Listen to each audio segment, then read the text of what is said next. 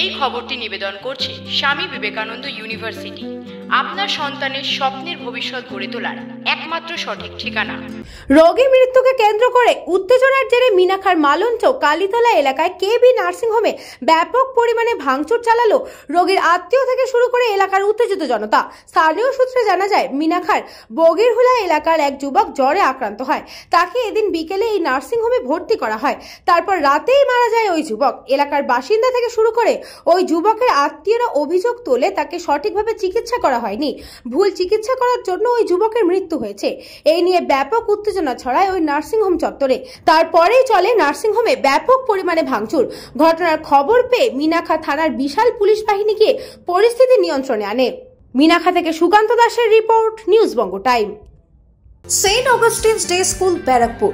Success for every child. Admission open session 2026 to 2027. Contact number 9007934555.